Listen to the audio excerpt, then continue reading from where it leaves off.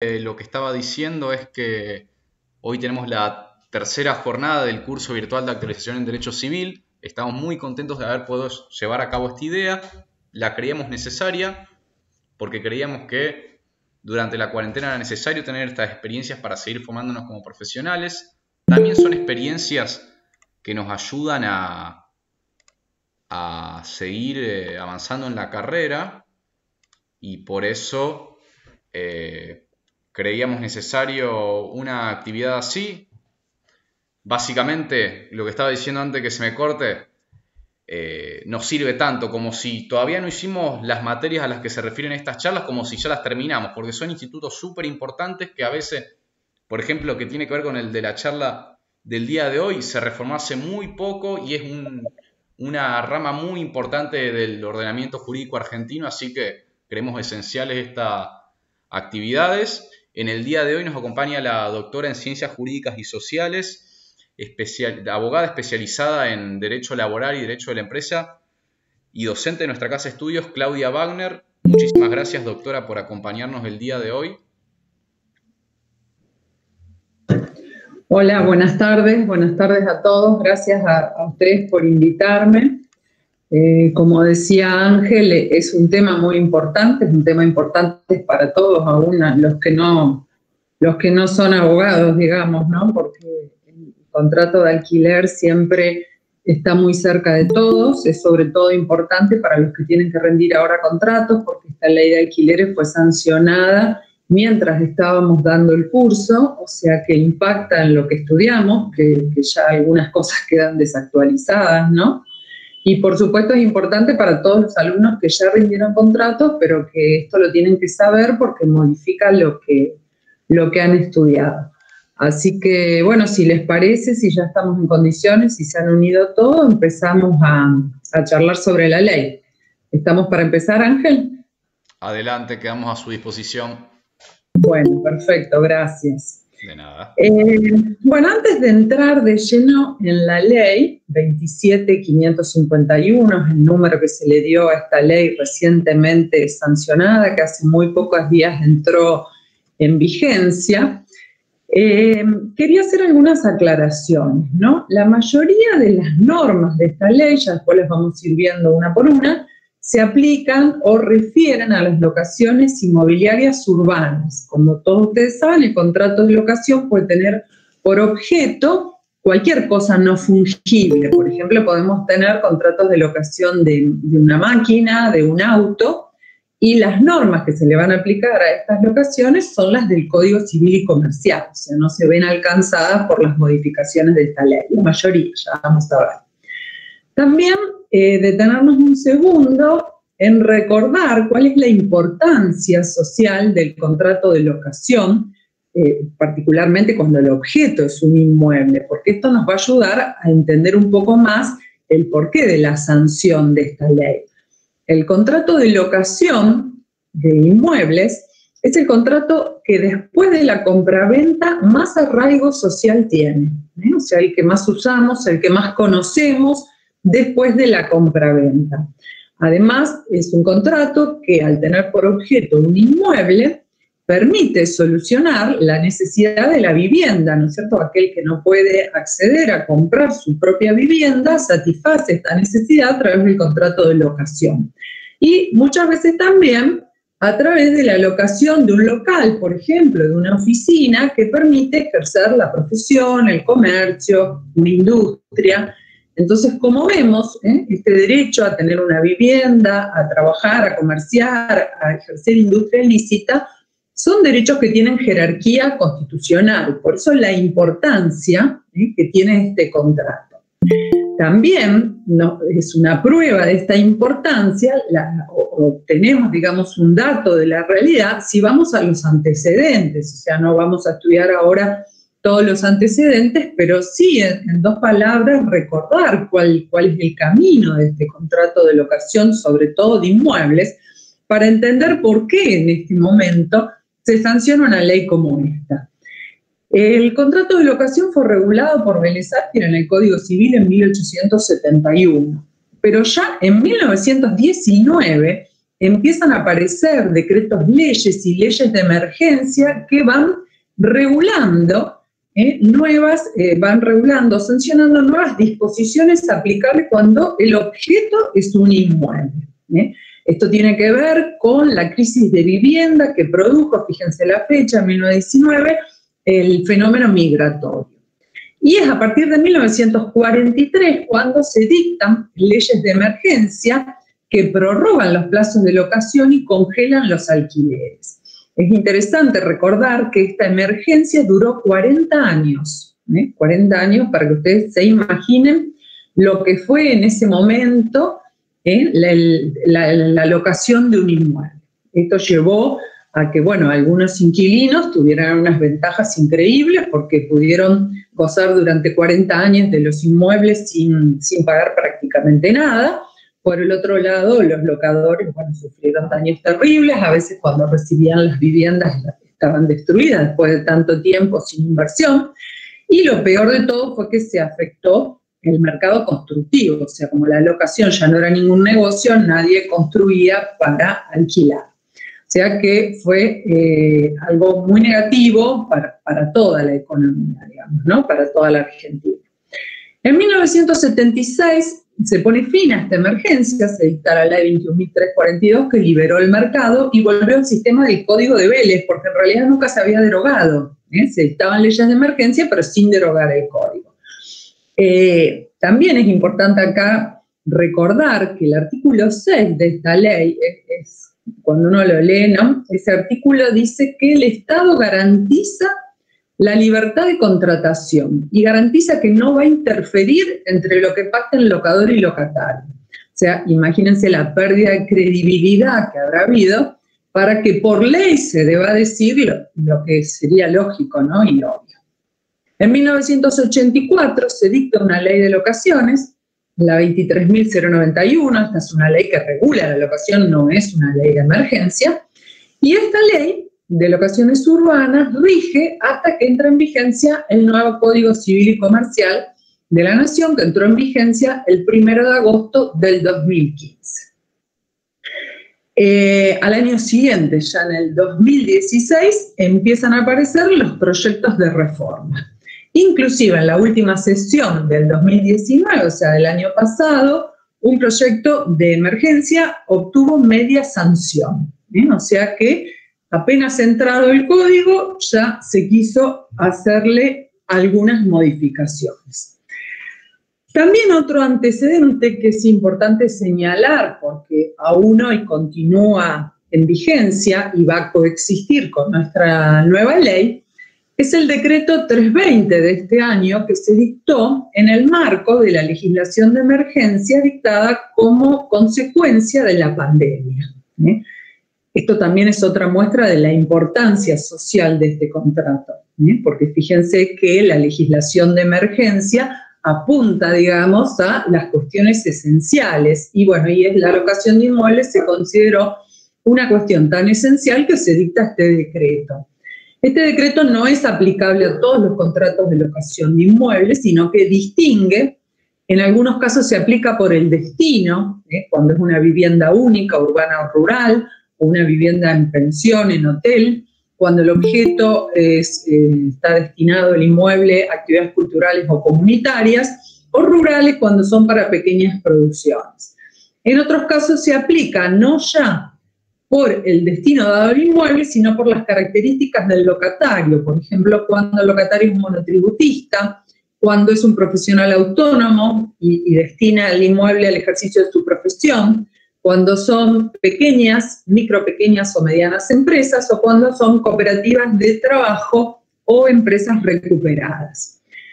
A estos contratos de locación de inmuebles se aplica el decreto 320, que básicamente lo que hace dice suspender los desalojos, pero en realidad no suspende los procesos, sino los lanzamientos. Se suspenden los lanzamientos hasta el 30 de septiembre, prorroga todos los contratos hasta el 30 de septiembre, como una consecuencia del aislamiento declarado. Bueno, hasta el 30 de septiembre todos los contratos que vencieron desde la entrada en vigencia de este decreto quedan prorrogados. También congela el precio del alquiler al vigente al mes de marzo. El mes de marzo, ese se va a seguir pagando hasta el 30 de septiembre. Esto lo que tiene en cuenta es que a pesar de que los alquileres estaba prohibido la actualización, se utilizaban los alquileres escalonados. Entonces lo que dispone es el que se pagó en marzo se va a seguir pagando hasta el 30 de septiembre. Y después lo que prevé, a diferencia de otra legislación de emergencia que directamente estableció condonaciones para los locatarios, que la diferencia entre el alquiler de marzo y el que le hubiera correspondido pagar de acuerdo con el contrato, esa diferencia va a ser abonada en el mes de octubre o a partir del mes de octubre en cuotas, entre 3 como mínimo, 6 como máximo y sin pagar ningún tipo de penalidad ni de intereses. Inclusive cualquier deuda que se genere a partir de la entrada en vigencia de este decreto o hasta el 30 de septiembre, también puede ser pagada a partir de octubre entre 3 y 6 cuotas y en este caso sí con un interés compensatorio igual a la tasa que paga el Banco Nación para los plazos fijos. Dispone que las obligaciones de los fiadores también permanecen vigentes, o sea, no caducan como hubiera ocurrido según las disposiciones del Código Civil por la prórroga. Y es muy interesante también ver lo que dice el artículo 10, porque el artículo 10 establece una excepción para este congelamiento y dice que el congelamiento no va a tener lugar cuando el locador sea vulnerable. Y define la vulnerabilidad del locador, dice, cuando el locador o su familia dependan de ese ingreso para su subsistencia. Esto es importante porque reconoce la realidad de nuestro país, donde no solo el locatario es vulnerable, sino que a veces también lo es el locador. Finalmente, autoriza al Poder Ejecutivo a prorrogar el plazo de este contrato, o sea que habrá que ver si realmente esto rige hasta el 30 de septiembre o si después lo prorroga. Bueno, visto entonces todos estos antecedentes, creo que ya podemos pasar a la nueva ley. La nueva ley 27.551, lo primero que nos vamos a plantear antes de analizarla es si era necesaria, la sanción de una ley. ¿Por qué nos tenemos que plantear esto? Porque esta ley modifica el Código Civil y Comercial. Y nuestro Código Civil y Comercial, además de ser muy nuevo, tuvo por objeto justamente regular en forma integral las cuestiones y tiene una metodología donde es un código de principios con leyes complementarias. Entonces una ley como esta, que es complementaria pero que también modifica el código, va a traer seguramente muchos problemas interpretativos. Entonces eso nos lleva a decir, era necesario modificar el Código Civil, porque el contrato de locación no es una isla, o sea que se puede modificar el contrato y ya está, sino que este contrato incide en muchas otras instituciones reguladas por el Código, donde establece regulaciones que va a ser difícil, digamos, de lograr una interpretación coherente. Por ejemplo, cuando habla de la libertad contractual, cuando habla de las garantías, cuando habla de la compensación, de la consignación, del régimen de mejoras, del régimen de expensas, entre otros temas que abarca. Si era necesario modificar el código, bueno, ustedes saben que después de entrado en vigencia se creó una comisión que estaba integrada por el doctor Julio César Rivera, por Daniel Pizarro, por Botana, y esta comisión presentó un anteproyecto donde propuso varias reformas al código y nada sobre el contrato de locación. Realmente la doctrina no estaba pidiendo una modificación de la regulación del código respecto al contrato de locación. En otros temas sí, la doctrina señalaba errores, desaciertos, pero en este tema ninguno. Tampoco la jurisprudencia, o sea, no hay fallos donde los jueces estén reclamando la modificación de esto. ¿Quién pedía entonces? ¿Por qué sale esta ley? Bueno, los que pedían la modificación de esto son las asociaciones de inquilinos.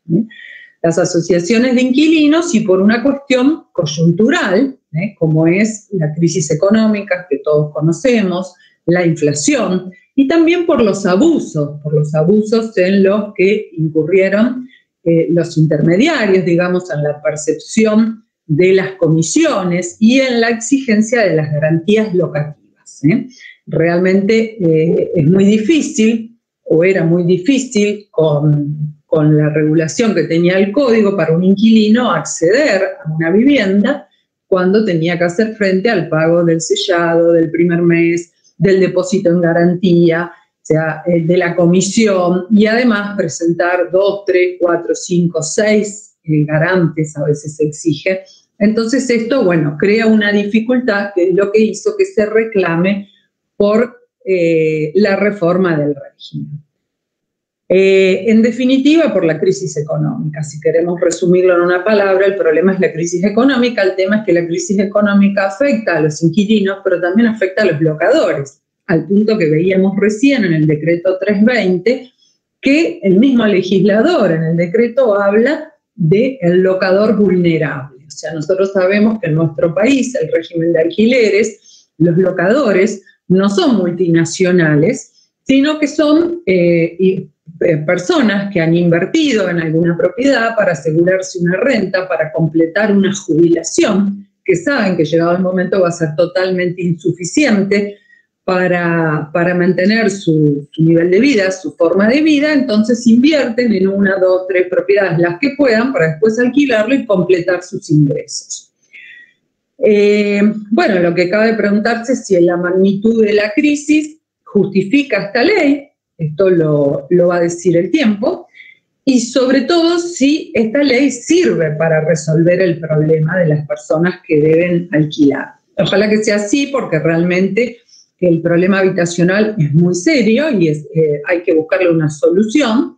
Lo que no sé es si esta ley va a ser la solución. O sea, por ahí hay que pensar en soluciones más sustentables que permitan resolver el problema de fondo, más que ir a la urgencia, a la crisis, como siempre hacemos. Bueno, dejado esto de lado, vamos a ver, para tratar de entender la ley, cuál es su técnica legislativa, o sea, cómo está organizada esta ley. Esta ley tiene normas que son exclusivas para la locación de inmuebles con destino habitacional y otras que se aplican a todas las locaciones inmobiliarias. Tiene normas administrativas de promoción del alquiler social y también tiene normas referidas a la mediación, o sea que hay normas de distinto tipo. Es una ley que tiene 4 títulos. Tiene títulos y de los títulos pasa a los artículos, no tiene capítulos. O sea, sabemos que la partición superior al artículo es el capítulo, o sea, debería tener artículos, capítulos y títulos, pero no, tiene 4 títulos y de ahí ya pasa a los artículos. Los títulos se llaman, como lo pueden ver ahí en el Power, reformas al Código Civil y Comercial de la Nación. Esos son artículos que se incorporan al código. Algunos sustituyen los artículos vigentes, 10 artículos son sustituidos y además se agregan 2 artículos que se van a llamar artículo bis. Ya lo vamos a ver. Después tenemos la regulación, el segundo título, la regulación complementaria de las locaciones. Estas son normas complementarias que quedan en la ley pero que no se incorporan al código. El título tercero trata del Programa Nacional de Alquiler Social, estas son normas administrativas, y el último título refiere a los métodos alternativos de resolución de conflictos. Otro comentario que se puede hacer a la metodología de la ley es que algunos artículos tienen epígrafe, o sea, tienen un título, y otros no lo tienen. O sea que desde el punto de vista de la técnica legislativa, es bastante complicada la ley, hay que estar atento a ver si la norma refiere al alquiler habitacional o a todos los alquileres, si modifica el código, si es complementaria. Tenemos que estar atentos a todas estas cuestiones. Bueno, vamos a ver la ley y si me permiten voy a empezar por el final. ¿Por qué voy a empezar por el final? Porque bueno, el último artículo no, el último artículo que es el 24 es de forma, pero el penúltimo artículo que reglamenta algo es el 23 y se refiere a qué se aplica, cómo se aplica a partir de su entrada en vigencia y me parece que es importante verlo antes porque entonces vamos a ver todas las normas que vayamos comentando si se aplican o no se aplican a determinado contrato. Este artículo 23 dice: las disposiciones de la presente ley entrarán en vigencia al día siguiente de su publicación en el Boletín de la República Argentina, el boletín oficial, y la ley se publicó el 30 de junio. O sea que entró en vigencia el 1 de julio. Hoy es 15, hace 2 semanas, el 1 de julio. Y fíjense lo que dice: serán aplicables para los contratos que se celebren a partir de su entrada en vigencia. O sea, esta ley solo se va a aplicar a los contratos de locación que se celebren a partir del 1 de julio. Bueno, me parece importante esta disposición, porque si no estuviera, deberíamos aplicar el artículo 7, que habla de la entrada en vigencia en forma inmediata a los contratos en curso de ejecución. Y seguramente esto hubiera traído muchos más problemas. O sea que la ley se va a aplicar recién a todos los contratos celebrados a partir del 1 de julio. No se va a aplicar a los contratos celebrados con anterioridad al 1 de julio que se encuentren en vigencia. Esos contratos se van a seguir rigiendo por la normativa del Código Civil y Comercial. Tampoco se va a aplicar a todos los contratos que hayan sido prorrogados en virtud del decreto 320 que veíamos recién. Por eso quería hacerles acordar de ese decreto y resumirles un poco de qué se trataba, porque hay contratos que a lo mejor el plazo venció a fines de marzo, en abril, en mayo, y que sin embargo continúan en vigencia porque fueron prorrogados por el decreto 320, y a lo mejor se dicta una prórroga que se prorroga más allá del 30 de septiembre, a esos contratos se les sigue aplicando la legislación anterior, no la nueva ley de alquileres. Bueno, ahora sí.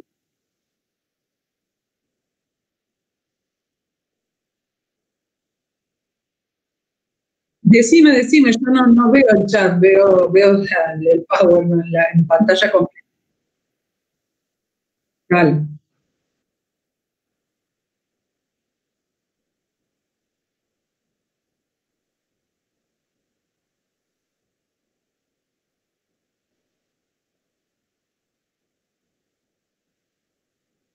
Bueno, de eso si querés podemos hablar después cuando hablemos de renovación, pero bueno, no quiero dejar de darle una respuesta. Si fuera renovación, como dijo Lautaro, renovación significa un nuevo contrato y por lo tanto se aplica la nueva ley. Lo que me parece que él quiere preguntar es si se puede prorrogar. Un contrato vigente sí podría prorrogarse. Y entonces sí no rige el nuevo plazo legal. De todas maneras, después hay que ver las cuestiones de interpretación, que no se considere fraudulento y se le aplique la nueva norma por ser de orden público. Pero en principio la prórroga, también como la prórroga tácita, el artículo del Código Civil que permite que si el contrato está vencido y el locador no reclama la propiedad, el locatario no la devuelve, continúa rigiéndose por el contrato que está en vigencia. O sea, en estos casos no se aplicaría la nueva ley, porque la nueva ley se aplica a los nuevos contratos que se celebran a partir del 1 de julio de este año, del 2020. No sé si contesté la pregunta. Bien. Bueno, vale. Bueno, ahora sí, después que empezamos por el final, vamos a ir al principio para no olvidarnos de nada. El artículo 1 de la nueva ley sustituye el artículo 75 del Código Civil y Comercial. El artículo 75 no está en el libro tercero, en el capítulo del contrato de locación, sino que corresponde a la parte general del Código, al libro primero, donde se regula el domicilio. Después de regular lo que es el domicilio general, el domicilio real, legal, el artículo 75 habla del domicilio especial y dice que las partes de un contrato pueden elegir un domicilio, es lo que nosotros llamamos el domicilio contractual. Lo que agrega la ley es lo que les puse en rojo para que se note. Dicen, pueden además constituir un domicilio electrónico.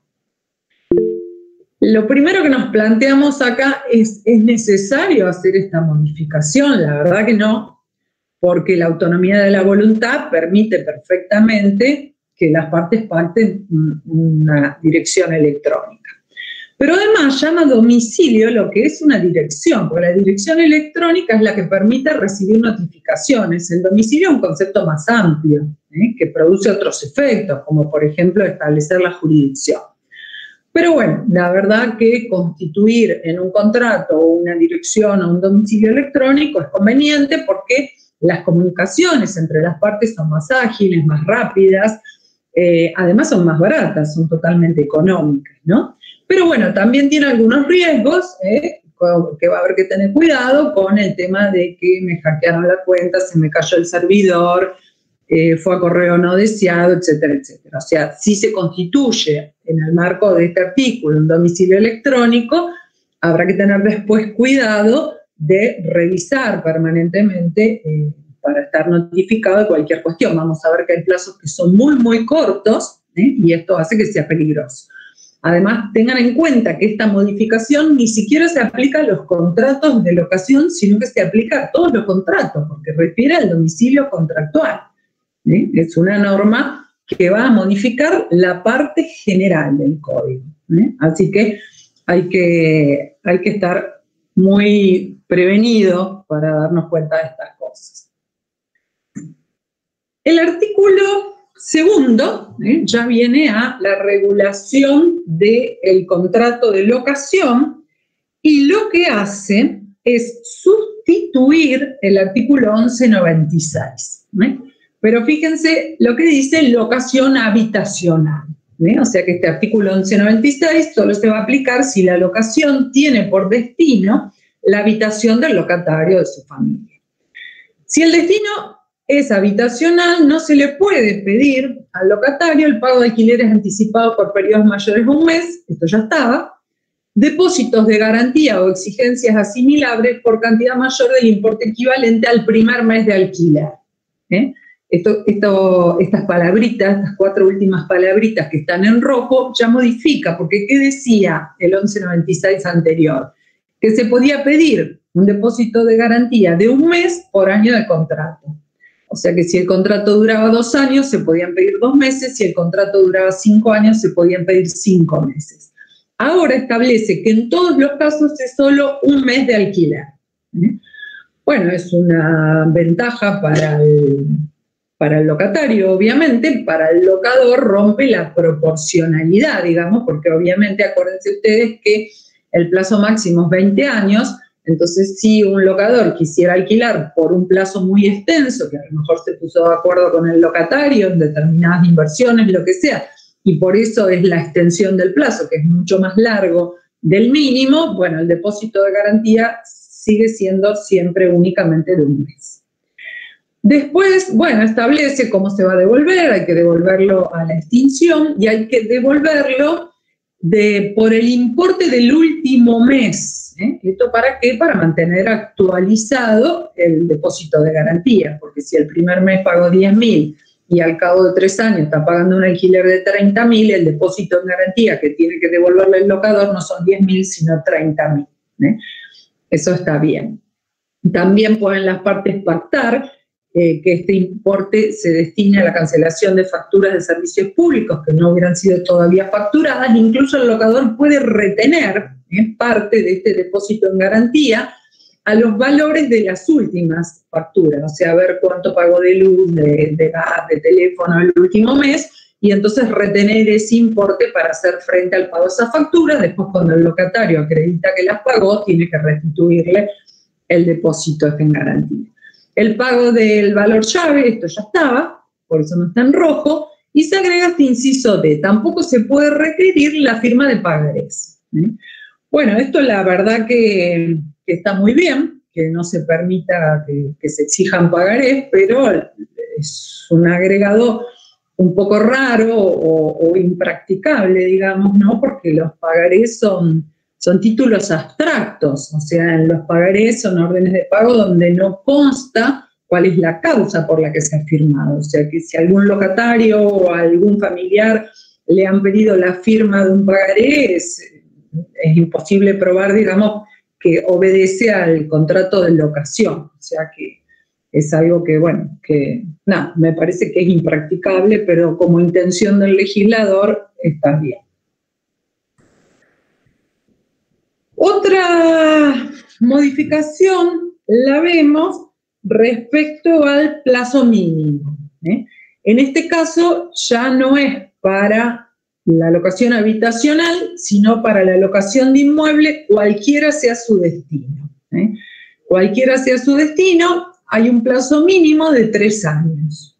En el Código Civil y Comercial, este plazo mínimo era de 2 años. Si vamos un poquito más atrás, la 23091 distinguía y establecía 2 años para la habitación y 3 para comercio e industria. Ahora, para cualquier destino, el plazo mínimo es de 3 años. ¿Esto es bueno o malo para el locatario? Bueno, sin lugar a dudas era una exigencia de las asociaciones de inquilinos para evitarle a los locatarios que cada 2 años tengan que estar afrontando los gastos de la renovación del contrato o de la mudanza, si no podían renovarlo, para darle mayor seguridad, porque el plazo mínimo es de orden público y es obligatorio para el locador, pero no para el locatario que puede rescindir en forma anticipada. Igual, bueno, el plazo mínimo obliga a ambas partes, porque para poder rescindir el locatario tiene que indemnizar.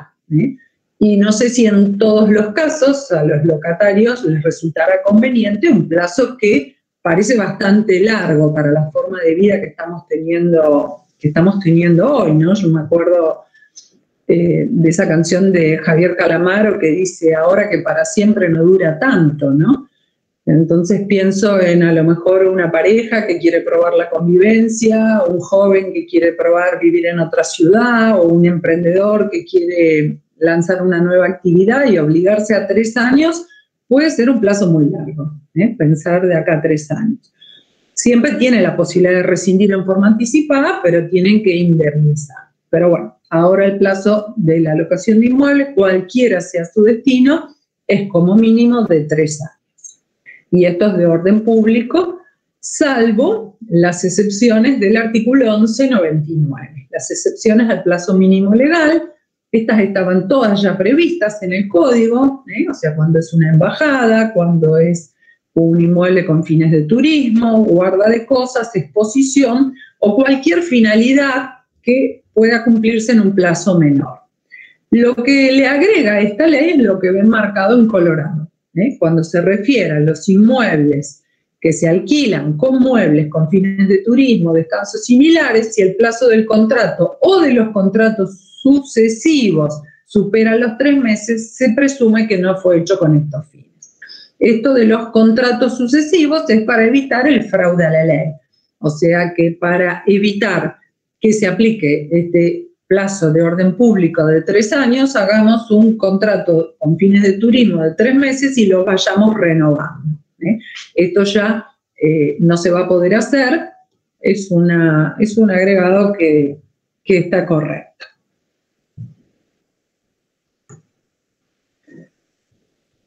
El artículo siguiente, el artículo 5, sustituye el artículo 1201. El artículo 1201 es un artículo que ya en el código estaba previsto para las mejoras necesarias, o sea, aquellas reparaciones, aquellos arreglos que están a cargo del locador, porque el locador tiene la obligación de conservar la cosa en el estado que permita que el locatario la use, de acuerdo a lo convenido, de acuerdo al destino. Esto ya estaba también en el código. No hay modificación en esto de poner a cargo del locador la mejora necesaria. Antes se decía al revés, si era por causa imputable al locador o a tercero. Bueno, ahora directamente se pone originado por cualquier causa no imputable al locatario. Está bien, porque termina con discusiones. Entonces, cualquier reparación, cualquier arreglo, cualquier mejora que tenga este carácter de necesaria, la tiene que hacer el locador, la tiene que pagar el locador.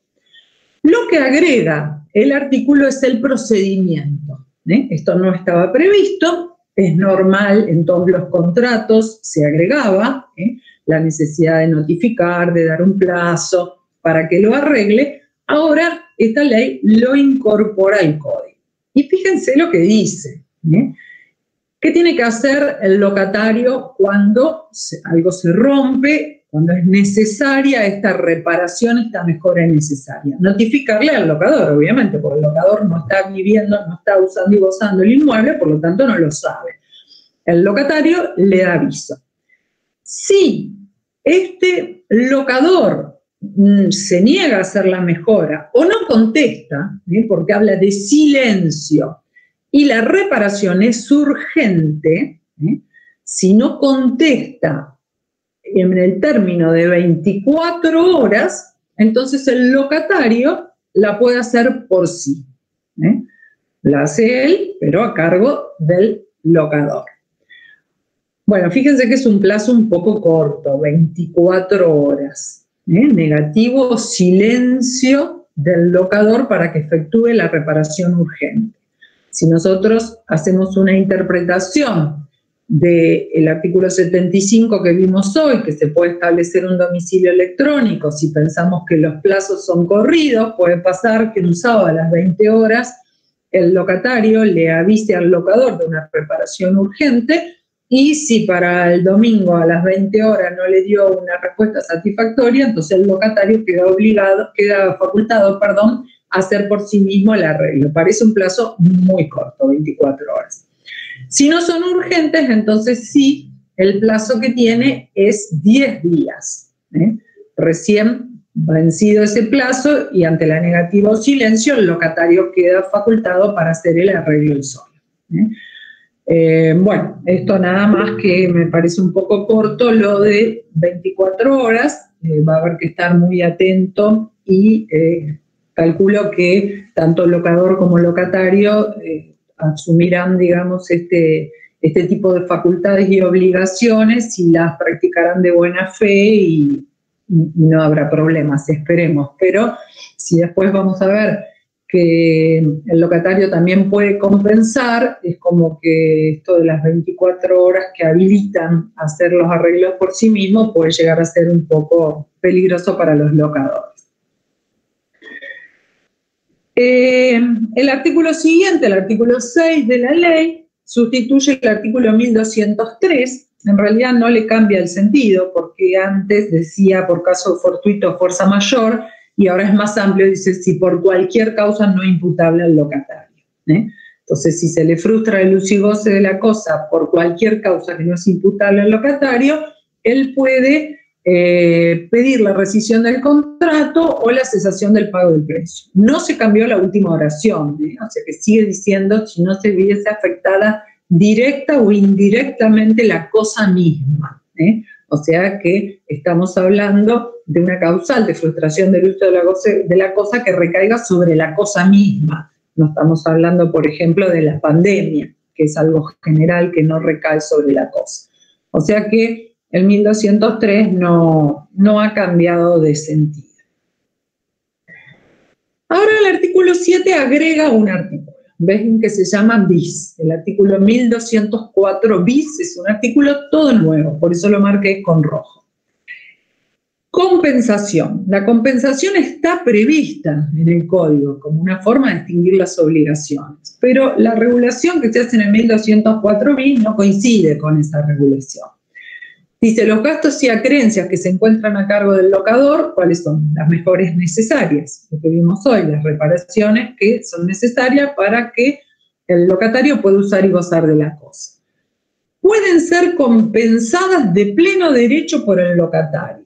O sea, el locatario las compensa de pleno derecho. O sea, el locatario es el único árbitro de sus propios créditos. O sea, él dice, estas mejoras son necesarias, estas reparaciones son urgentes, por ejemplo, le avisé, no me contestó en las 24 horas, entonces las hago y las compenso de pleno derecho con los cánones locativos. Ojo que cánones locativos no es lo mismo que alquiler. El canon locativo abarca todos los importes que están a cargo del locatario. O sea que el canon locativo incluye el alquiler, pero también incluye, por ejemplo, las expensas ordinarias. O sea que el locatario puede de pleno derecho compensar con los cánones locativos, con el alquiler, con la expensa, los gastos que ha hecho, y lo único que tiene que hacer es notificar el detalle de los gastos. Esto también no tiene nada que ver con la regulación de con el resto de las instituciones del Código Civil y Comercial, donde, por ejemplo, el mandatario rinde cuentas, el gestor de negocios rinde cuentas, porque hay muchas cosas, habría que demostrarle muchas cosas al locador. Lo primero es la necesidad de las reparaciones, segundo, la urgencia, tercero, qué decisión se tomó, o sea, a quién se contrató, cuáles son los montos, no solo el detalle, y no solo que hace el detalle, sino que lo compensa por sí mismo. O sea, es, bueno, como que avanza, digamos, bastante en beneficio del locatario y en detrimento, a quien supone la parte débil, en detrimento del locador. El artículo siguiente, estamos ya en el artículo 8, lo que hace es sustituir otro artículo del Código, son 10 los artículos sustituidos. Este es el 1209. El artículo 1209 se refiere a las cargas y contribuciones. Entonces, primero distingue las cargas y contribuciones que se originen en el destino que se dé a la cosa locada. Obviamente no se está refiriendo a una locación con destino habitacional, porque no hay cargas y contribuciones que le agraven. Se está refiriendo, por ejemplo, a un comercio, al pago de derecho de registro e inspección. Eso está a cargo del locatario y también estaba en el Código. Después dice, no tienen a su cargo el pago de las que graven la cosa. El Código Civil decía lo mismo, lo que pasa es que después decía, salvo pacto en contrario. Ahora, como se elimina, de ninguna manera puede quedar a cargo del locatario el pago de las cargas y contribuciones que graven la cosa. ¿De qué estamos hablando? Del impuesto inmobiliario, de la tasa municipal. Eso ahora lo tiene que pagar el locador. A primera vista podemos decir, qué bueno para el locatario, ya no paga más los impuestos que graban la cosa. Pero probablemente, ¿qué va a pasar? Que los locadores van a sumar al alquiler que quieren percibir el importe de estos impuestos que van a tener que afrontar. Con lo cual el monto del alquiler se va a agrandar y esto se va a trasladar al sellado, a las comisiones, al depósito en garantía, o sea que no sé si va a ser tan beneficioso para el locatario. Por ahí era mejor dejarlo como una cuestión que se podía pactar, porque en definitiva baja o sube el alquiler. Otra cosa que tampoco puede quedar a cargo del locatario son las expensas comunes extraordinarias. Esto tampoco lo hacía en el Código. Conforme a la regulación del Código, las expensas ordinarias las pagaba el locatario y las extraordinarias el locador. Lo que pasa es que con este artículo 1209, así redactado, se avanza en lo que se considera que son las expensas ordinarias. Y se contraría la regulación que hace el Código del régimen de expensas cuando regula la propiedad horizontal. En el artículo 2048 del Código Civil y Comercial, cuando está regulando la propiedad horizontal, considera expensas comunes ordinarias aquellas necesarias para la administración, reparación o sustitución de las cosas y partes comunes o bienes del consorcio, necesarias para mantener en buen estado las condiciones de seguridad, comodidad y decoro del inmueble, las resultantes de las obligaciones impuestas al administrador por la ley, por el reglamento o por la asamblea. Fíjense que es muy distinto a lo que dice ahora el Código, que dice solo puede establecerse que estén a cargo del locatario aquellas expensas que deriven de gastos habituales, entendiéndose por tales aquellos que se vinculan a los servicios normales y permanentes a disposición del locatario, independientemente de que sean considerados como expensas comunes ordinarias o extraordinarias. Esto es una regulación diferente. Ahora está hablando gastos habituales, servicios normales, permanentes. Solo esos son los que va a pagar el locatario. Esto crea unas zonas grises, unas cuestiones de interpretación. Por ejemplo, pensemos en un ascensor. El abono de mantenimiento claramente está a cargo del locatario, pero y cuando se rompe, no digamos ya cambiar el ascensor, una reparación que haya que hacer en el ascensor, ¿quién la paga? ¿Es un servicio normal, permanente? O sea, va a crear muchas cuestiones de interpretación. Además dice, independientemente de que sean considerados como expensas comunes, ordinarias o extraordinarias. ¿Qué nos está diciendo esto? Que es absolutamente irrelevante si el administrador las califica como ordinarias o extraordinarias, o la asamblea, el consorcio dice que son ordinarias o extraordinarias. Cualquiera sea la calificación que se la dé, solo va a pagar las habituales, los servicios normales y permanentes. O sea que, bueno, no sé ahora qué harán los administradores si empezarán a liquidar las expensas de acuerdo a este criterio, abandonando el previsto en las disposiciones del código respecto a la propiedad horizontal, porque si no, digamos, cuando llegue el momento de pagar, se van a generar conflictos importantes entre locador y locatario, que en realidad no van a ser imputables a ninguno de los dos, sino que va a tener que ver con este régimen diverso, digamos, y con esta calificación que resulta inoponible al locatario.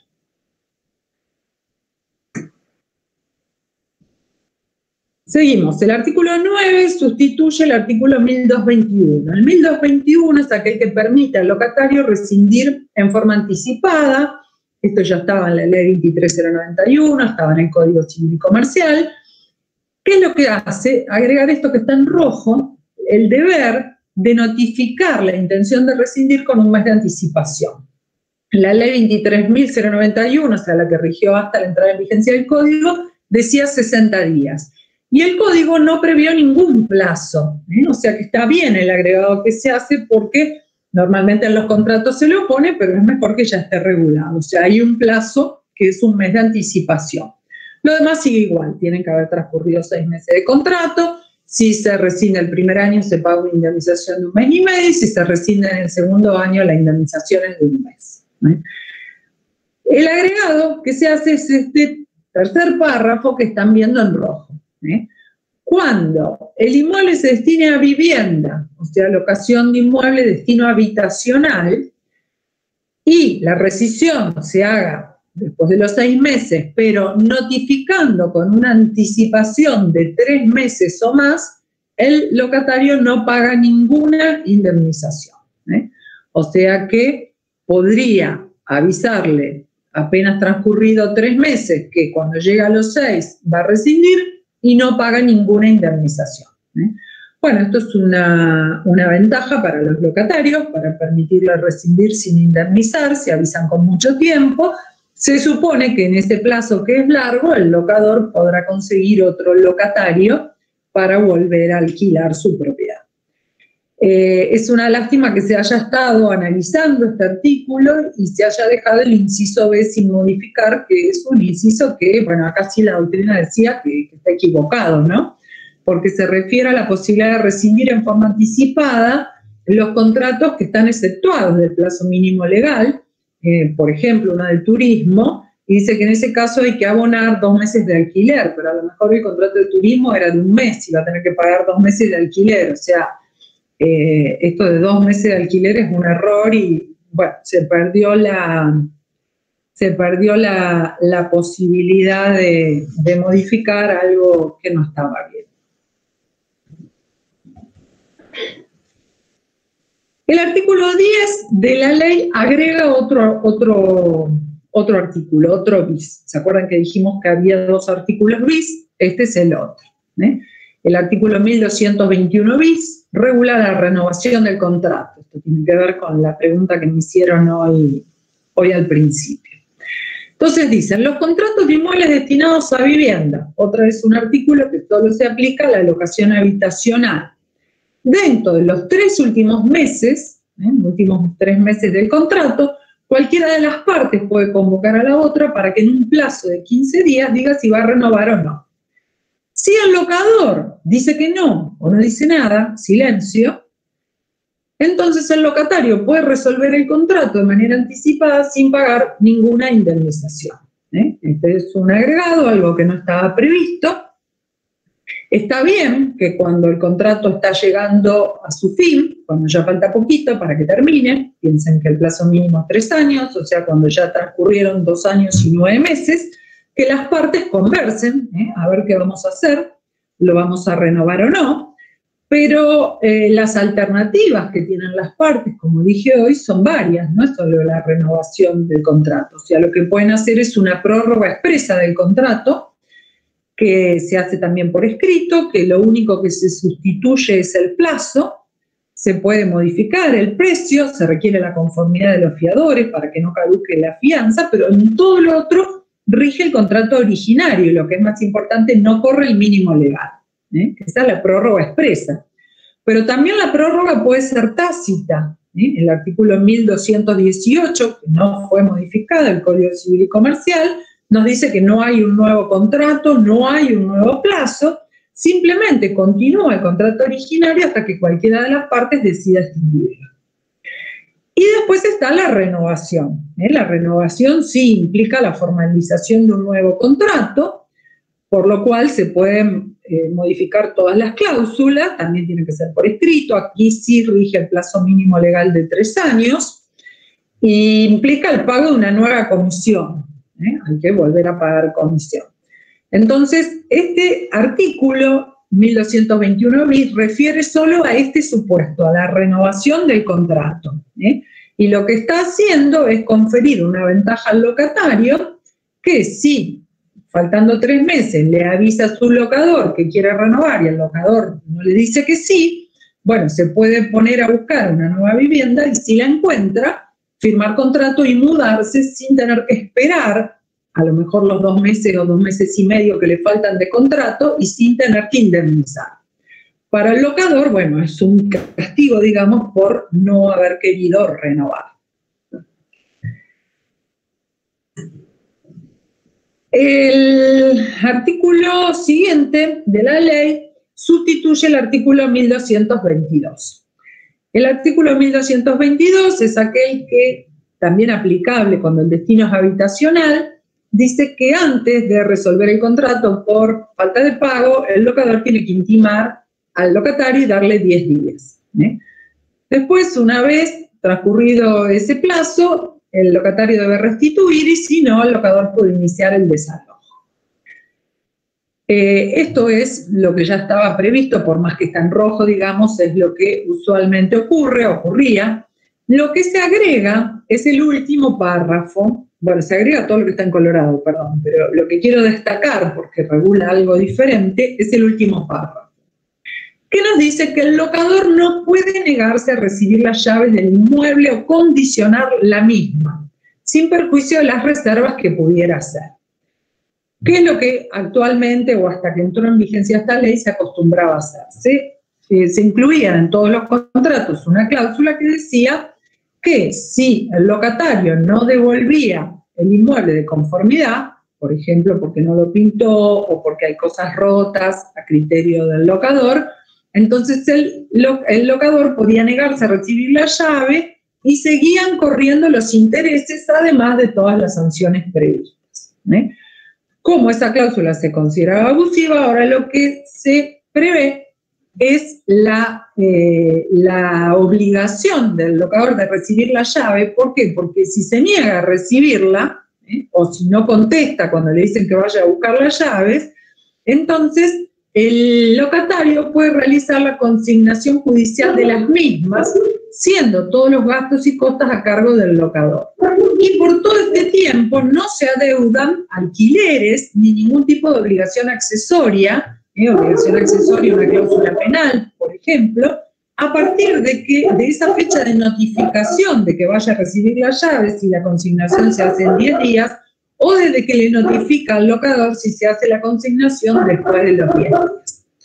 O sea, este es otro artículo, como ya vimos con la compensación, que permite al locatario ser árbitro del propio cumplimiento de sus obligaciones. O sea, pensemos en un locatario incumplidor, un locatario que no pinta el inmueble, que destrozó el inmueble, lo llama al locador y le dice recibí las llaves, y el locador las tiene que recibir sin perjuicio que pueda hacer reserva y después demandarlo por daño y perjuicio, ¿no?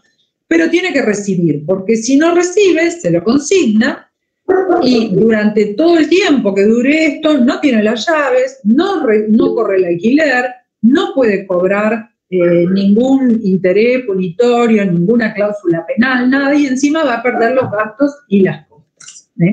O sea, esto modifica, inclusive invade la esfera, las jurisdicciones provinciales, porque ustedes saben que la cuestión de los honorarios y de las costas es una cuestión procesal que regulan las provincias.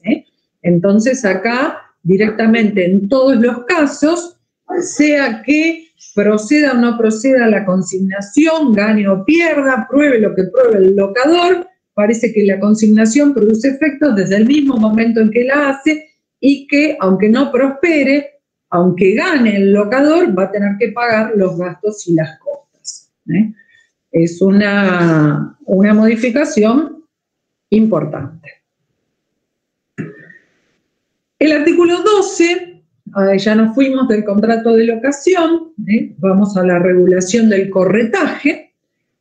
Agrega este último parrafito que ven en colorado, que dice: en las locaciones de inmuebles, la intermediación solo podrá estar de un profesional matriculado para ejercer el corretaje inmobiliario conforme a la legislación local. Este agregado es totalmente innecesario y además es peligroso. ¿Por qué es innecesario? Es innecesario porque la doctrina sostuvo que el corredor tiene que estar matriculado. Toda la jurisprudencia lo reconoce así, inclusive hay cantidad de fallos donde le niegan el derecho a cobrar honorarios al corredor si no está matriculado. ¿Por qué? Porque el desempeño de la profesión de corredor es de orden público, apunta a garantizar la idoneidad, la corrección, la seguridad en las operaciones y además el control que hacen las entidades que llevan la matrícula de los corredores. Entonces, este agregado lo que hace es permitirnos una interpretación a contrario sensu. Bueno, en las locaciones de inmuebles, la intermediación la tiene que hacer un profesional matriculado, pero en el resto de los contratos entonces no. O sea, evidentemente no fue esa la intención del legislador, me parece, pero parecería que este agregado, en vez de ser una mejora, es como que permite una interpretación contraria, digamos, a la realidad y a lo buscado, que es que los corredores estén matriculados. Bueno, con esto terminamos el título primero. Recordemos que el título primero es el que introduce modificaciones a la regulación del contrato de locación en el Código Civil y Comercial. Vimos 10 artículos que fueron sustituidos y 2 artículos bis que se incorporan al Código. Ahora vamos al título segundo. El título segundo, recordemos, trata la regulación complementaria de las locaciones. O sea, estos 4 artículos que vamos a ver ahora en el título segundo quedan en la ley. En la ley que es complementaria del Código, que se agrega al Código, pero no van al texto del Código. El primer artículo es el artículo 13. Ahora está todo en rojo porque es todo nuevo. El artículo 13 refiere a la garantía. Recordemos que decíamos al principio que este tema de la garantía es una de las dificultades más grandes a la hora de alquilar, porque se le exigen a los locatarios demasiadas garantías que no pueden fácilmente cumplimentar. Tendríamos que ver por qué se le exigen tantas garantías. Se le exigen tantas garantías. ¿Quién exige tantas garantías? Le exigen las inmobiliarias. ¿Por qué? Porque muchas inmobiliarias garantizan a los locadores el pago de los alquileres. Y entonces tienen que estar asegurados. Además, sabemos todos que ante un locatario incumplidor no es tan fácil el desalojo ni la ejecución por los alquileres. Entonces, un poco la exigencia viene de esta realidad que es necesario modificar y que no sé si se va a lograr con esta ley. Pero bueno, este artículo apunta a solucionar el problema de las garantías. Es un artículo que, como en otros casos, solo rige para las locaciones habitacionales.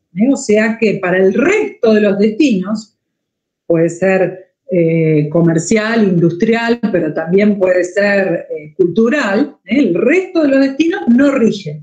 El tema de las garantías es libre, lo pactan las partes. Si el destino es habitacional, el locatario dice debe proponer al menos 2 de las siguientes garantías. Debe 2 garantías. Título de propiedad inmueble, aval bancario, seguro de caución, garantía de fianza, fiador solidario, garantía personal del locatario, o sea, el recibo de sueldo, que no se le puede exigir un recibo de sueldo mayor a 5 veces el valor del alquiler, y si es la única garantía que ofrece, se le puede elevar hasta 10 veces. Bueno, este artículo merece muchas observaciones. Muchas observaciones, ¿por qué? Porque, primero, el inciso A, título de propiedad del inmueble. El título de propiedad del inmueble no es una garantía. El título de propiedad de un inmueble es eso, es un título que puede llegar a probar o acreditar la solvencia del locatario o la solvencia de algún fiador, pero el título en sí mismo no es ninguna garantía. O sea, garantía sería una hipoteca sobre un inmueble, una anticresis, pero no el título. O sea, esto no es una garantía, es un error.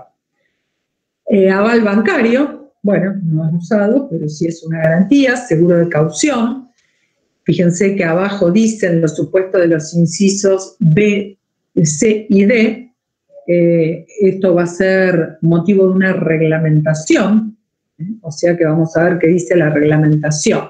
Después dice garantía de fianza o fiador solidario. Bueno, garantía de fianza no se entiende qué quiere decir, tal vez porque usa la o fiador solidario, lo que se quiso decir es fianza simple o solidaria, no sé. Bueno, la garantía personal del locatario, obviamente que si el locatario es el firmante ya queda obligado, o sea, ¿qué otra garantía personal es su patrimonio? Es la garantía del pago del alquiler, ¿no es cierto? Que lo documente con recibo de sueldo. Después este criterio de número de 5 veces el importe del alquiler o 10 veces, no siempre el número es lo más importante, digamos, porque también se ve, por ejemplo, si tiene las características del empleador, si tiene antigüedad o no tiene antigüedad. O sea, hay otros criterios que no son solamente el número, o sea, el número. Tampoco se dice si el salario es neto o bruto. O sea, son cuestiones que van o pueden traer problemas. También es complicado esto de que el locatario proponga 2 y que el locador esté obligado a elegir una de esas 2, que deba elegir, porque parecería que entonces el locador está obligado a contratar, pero en realidad la ley no dice que está obligado a contratar, entonces le basta con decidir no contratar y ahí indirectamente no está aceptando la garantía. En nuestro país, entre el 49 y el 57, rigió la ley 13.581 que estableció la locación forzosa, que inclusive obligaba a denunciar los inmuebles desocupados y si el propietario no lo alquilaba, era el mismo Estado el que proponía un locatario. Hoy estamos lejos de eso, no parece ser esa la regulación, pero bueno, esto de que el locador deba aceptar una garantía es complicado. Desde ya lo que deberían hacer los locadores es no celebrar reservas al referéndum de la presentación de la garantía, porque en este caso pueden llegar, digamos, a quedar obligados y a generarse una responsabilidad extracontractual, digamos, precontractual, perdón, por haber celebrado tratativas y después no celebrar el contrato. Igual estos incisos se van a reglamentar, así que vamos a ver, a lo mejor aparece alguna reglamentación respecto al seguro de caución, algún instrumento que realmente, digamos, pueda ser una solución para el locador que se vea garantizado y para el locatario que pueda acceder fácilmente al otorgamiento de estas garantías, sino como pasa hoy, digamos, que muchos no logran acreditar garantía y por eso no pueden alquilar. El artículo siguiente se refiere a los ajustes del precio de la locación. Acá tenemos un primer párrafo que rige todos los contratos de locación. y el resto rigen los contratos de locación de inmueble con destino habitacional.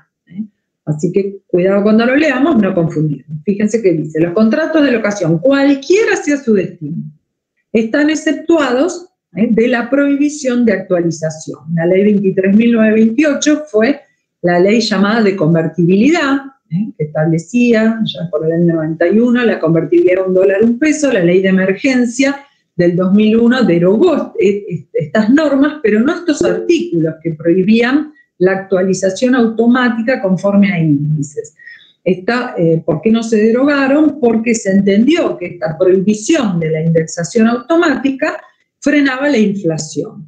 Entonces esto, bueno, en realidad ya en algunas cuestiones ya se dejó de lado. Los créditos UVA, por ejemplo, dejaban también de lado la aplicación de esta ley. Ahora se exime a los contratos de locación de esta prohibición. O sea que los contratos de locación a partir de ahora se pueden actualizar periódicamente conforme a índices. Lo que hace este agregado, este primer párrafo, es reconocer la realidad de que hay inflación. Pero después tiene dos párrafos, el segundo y el tercero, que se aplican a la locación de inmuebles destinados a uso habitacional.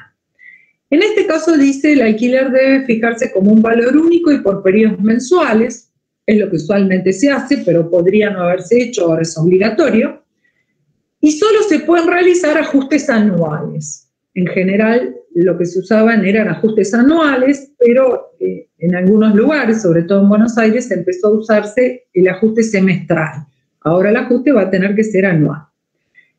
En ningún caso se pueden establecer bonificaciones ni otras metodologías que induzcan a error al locatario. No sé, esto de error al locatario parecería que se está refiriendo al consumidor, no al locatario, que no tiene por qué, digamos, ser un locatario débil. Y después nos dice cómo va a ser este ajuste anual. Este ajuste anual hay que hacerlo de acuerdo a un índice que va a publicar el Banco Central y que se compone por partes iguales de la variación del índice de precio del consumidor y de la variación de las remuneraciones promedio, el RIPTE. O sea, ¿cómo es el panorama a partir de ahora?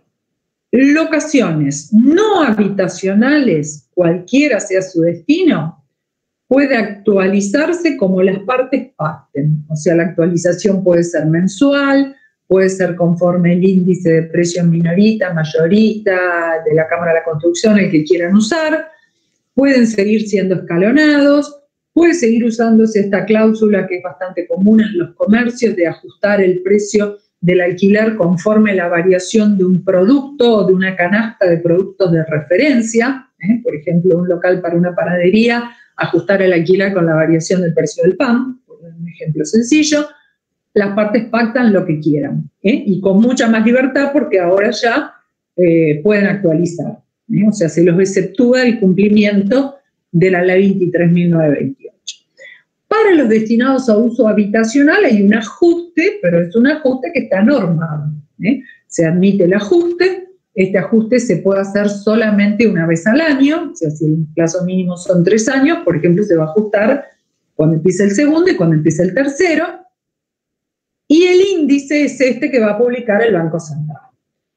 Bueno, si esto es bueno o es malo, no lo sé. Obviamente se hizo para proteger a los inquilinos, para proteger a los locatarios, ante la inflación, ante lo que se piensa que que era lo que se usaba. En la realidad, lo que se usaba o se usa para todos los contratos que están en vigencia es prever alquileres escalonados. Entonces, por ejemplo, un contrato que empieza el primer año 10.000, al segundo año paga 15.000. O si es semestral, el primer semestre paga 10.000, el segundo semestre paga 12.000, el tercer semestre 15.000, el último semestre 18.000. Estos alquileres escalonados se pactaban con un ajuste entre el 30 y el 35 por año, y cuando era semestral, un 15, un 18. Si tenemos en cuenta que la inflación fue mayor del 50%, vemos que en realidad los alquileres escalonados eran beneficiosos para los locatarios, no para los locadores. Ahora, ¿qué va a resultar? No lo sabemos. No lo sabemos porque el ajuste es anual. O sea que imagínense que un contrato celebrado el 1 de julio del 2020 se va recién a reajustar el 1 de julio del 2021. ¿Quién puede saber cómo va a variar el índice de precios al consumidor? Están hablando para este año de un 40% más o menos de inflación. ¿Y quién puede saber cuánto va a variar el RIPTE? Se están prometiendo aumentos de sueldos. Bueno, es incierto. O sea, puede pasar que esto que se cree que es conveniente para el locatario no lo sea. Desde ya, lo que se encuentra el locatario frente a sí es con una incertidumbre. Con el alquiler escalonado es como que sabía, bueno, este año pago 10, el año que viene tengo que pagar 15. O el primer semestre pago 10, el segundo semestre tengo que pagar 13. Ya lo sabía de antemano. Ahora se encuentra con 2 ajustes para el segundo y tercer año que desconoce la magnitud. Por ahí hubiera estado bueno, digamos, dejar que también sea una facultad de las partes, porque a lo mejor un locatario puede preferir afrontar estos alquileres escalonados y no la incertidumbre que le provoca este ajuste, con este índice que, bueno, no sabemos cómo lo va a manejar el Banco Central. De entrada nomás trae algunos problemas, porque el índice de precio del consumidor se suele publicar el día 20 del mes siguiente. En cambio, el RIPTE el día 40 del mes siguiente. Entonces, al momento de hacer el ajuste, ¿cuáles van a ser los índices que se van a utilizar? ¿El último conocido o el vigente a esa fecha que lo vamos a conocer después? ¿Se va a hacer un ajuste provisorio y después un reajuste? Bueno, estas son todas cosas que no sabemos. Vamos a ver cómo se va interpretando esta ley. Bueno, otro artículo, dijimos que eran 4 los artículos de este código, otro refiere a la consignación. Hoy hablamos de la consignación de las llaves, ¿se acuerdan? Eso está en el código. Esto refiere a la consignación del canon locativo, que queda en la legislación complementaria y no se incorpora al código.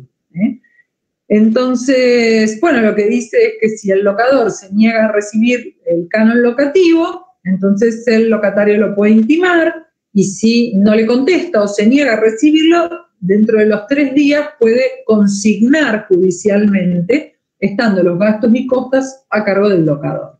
Bueno, otra vez los mismos comentarios. Por ahí fija un plazo de 3 días, que no sabemos si es un plazo de caducidad, o sea, si pasaron los 3 días y no consignó, ya no lo puede nunca más hacer. Supongo que sí, no sé por qué entonces dice que tiene 3 días. Y bueno, los mismos comentarios que decíamos hoy, los gastos y cotas ya se los carga el locador, avanza sobre las legislaciones provinciales que regulan la imposición de costas, y gane o pierde, se condena al locador. O sea, es, bueno, otra regulación, digamos, que no tiene nada que ver con las disposiciones que a partir del artículo 904 tiene el Código Civil y Comercial para regular la consignación. Bueno, este es el último artículo de este título segundo. No tiene nada que ver con el contrato de locación, sino que es un artículo que se incorpora con una finalidad fiscal.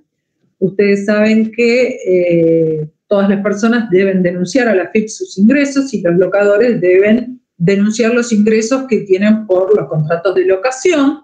Este artículo 16 lo que busca es obligar a los locadores a esa denuncia, o sea, un blanqueamiento de los alquileres, y por eso dice que siempre que se vaya a iniciar una acción judicial, el juez tiene que, antes que nada, correrle traslado a la AFIP, o sea, le va a correr traslado a la AFIP para que la AFIP, no sé, investigue al locador para ver si lo declaró o no lo declaró, o sea, otra consecuencia no puede producir, ¿no es cierto?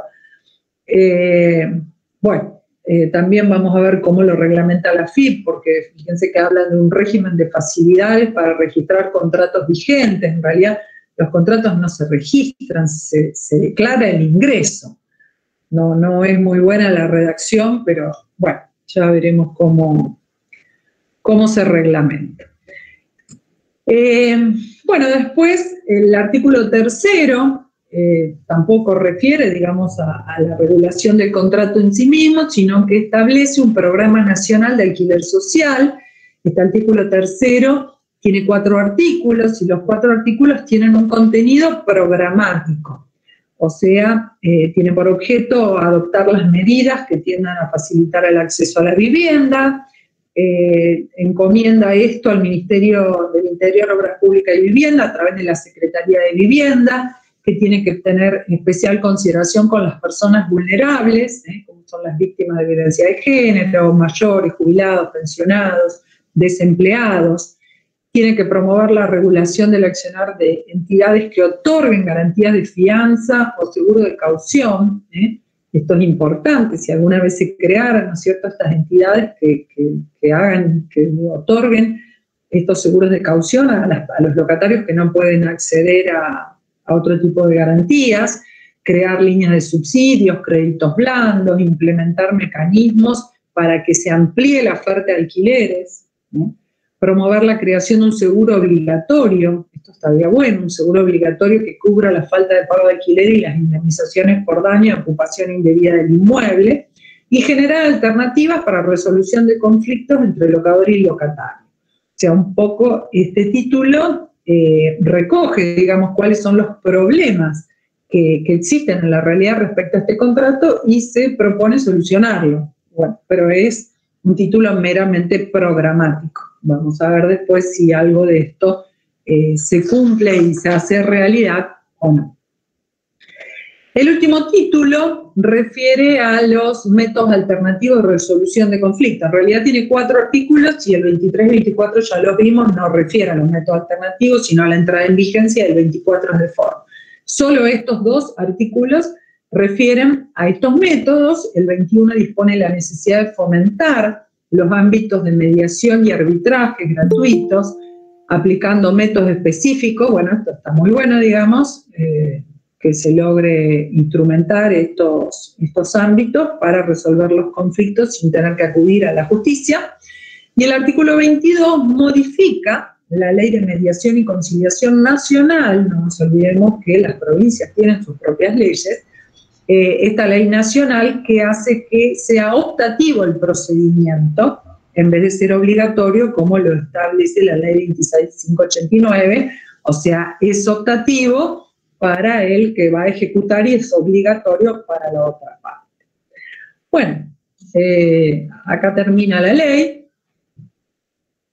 No son 24 artículos, digamos, que como dijimos hacen una serie de modificaciones al código, introducen legislación complementaria, programática y respecto a los métodos alternativos. Vamos a ver cómo se aplica, cómo resulta en la realidad, a ver si es apta para solucionar todos los problemas y la crisis habitacional que tenemos, que es real, ¿no?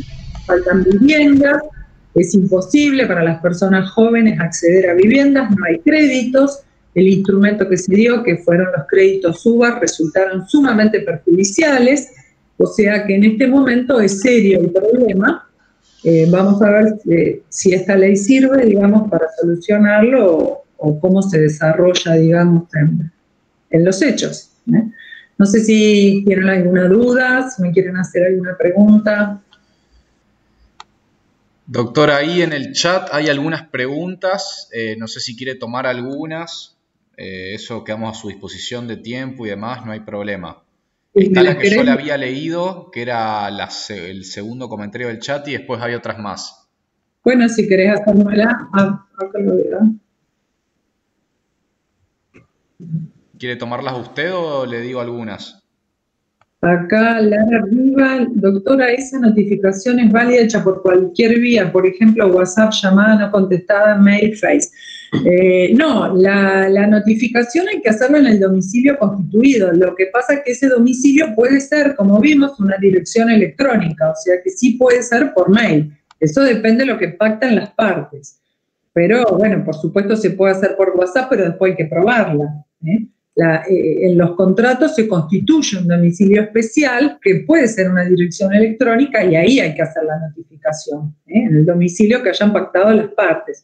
Por eso decía yo, si alguien no va a tener, digamos, la constancia de estar mirando permanentemente los correos, es mejor no constituir un domicilio electrónico porque después le pueden notificar de algo que no se entera. También se aplica a los contratos celebrados con anterioridad a esta ley. Bueno, de eso creo que ya hablamos. todas las normas que regula esta ley son de orden público, algunas, no, todas las normas que regula esta ley son de orden público, sí, totalmente. Totalmente, son obligatorias. Anteriormente hubo alguna norma que regulara el ajuste teniendo como base, no. Antes de la 23.928 lo que se hacía era el ajuste automático conforme a la variación normalmente del índice de precios al consumidor, pero no un ajuste, digamos, que por partes iguales tome la variación salarial y la variación de los ingresos. Eso es nuevo, y es interesante ver qué resulta, ¿no? Porque a lo mejor va a resultar un índice altísimo. Seguramente si pasa así ya vendrá alguna otra modificación, ¿no? Pero genera una incertidumbre para el locatario. Me parece que en momentos como el que estamos viviendo, el alquiler escalonado da más seguridad que esto, ¿no? ¿Qué dice el seguro en caso de incumplimiento que nombró al final? ¿En qué se diferenciaría de las garantías?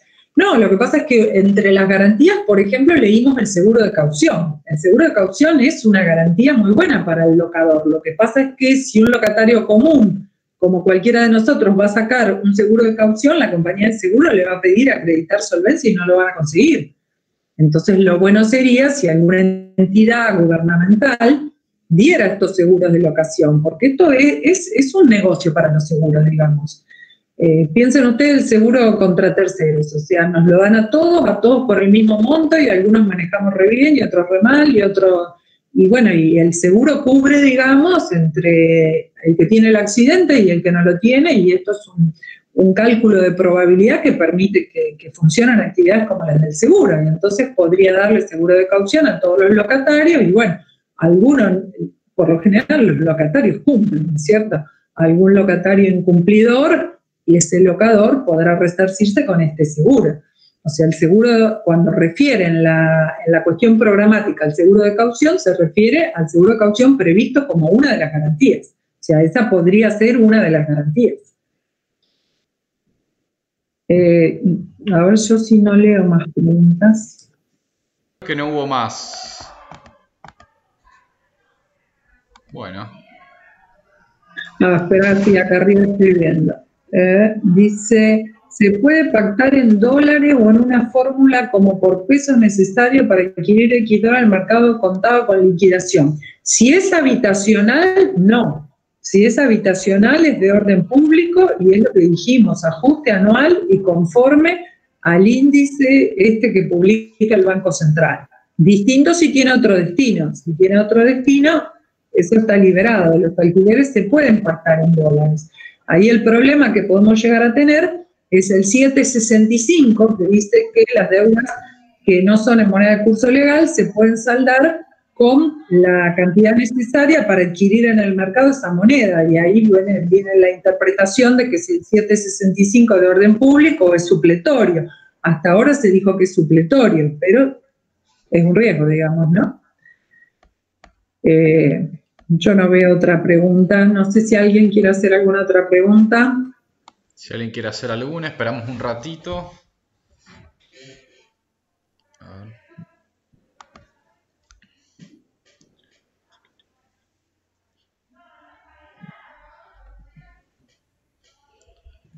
Bueno. Si quiere, lo damos por terminado, ¿le parece bien? Bueno. Porque no veo que nadie ponga. Bueno, doctora, la verdad agradecerle, ha sido una excelente exposición, ha tocado todos los temas referentes a esta nueva ley y me pareció muy didáctico el tema de que haya tenido bien diferenciada, incluso con otro color en la diapositiva, cuáles eran las diferencias. Creo que todas las hemos entendido muy bien y, como decía al principio, nos vienen bien tanto a los que ya rendimos la materia como a las que están por rendir, porque lógicamente lo tienen que saber. Agradecerle de vuelta su amabilidad desde el primer momento y su predisposición para esta actividad. Ha sido genial. No, al contrario, gracias a todos ustedes por conectarse y por la paciencia, capaz que fue un poco largo. Pero bueno, espero que les haya servido. Después ahí estoy viendo que si puedo subir al entorno el PowerPoint, sí, lo voy a subir. Ahora lo subo al entorno, así les queda para estudiar. Buenísimo. Quedamos en contacto. Ojalá nos podamos ver pronto presencialmente y replicar una actividad similar. Esperemos. La verdad que ya cansa estos sistemas de hablar sola frente a una computadora. Hace falta el calor humano, pero bueno. Muy cierto. Que la primavera lo traiga. Ojalá. Ojalá. Sí. Bueno. Muchísimas gracias. Chao, nos vemos. Adiós, buenas noches. Chao. Buenas noches a todos. Chao, chao.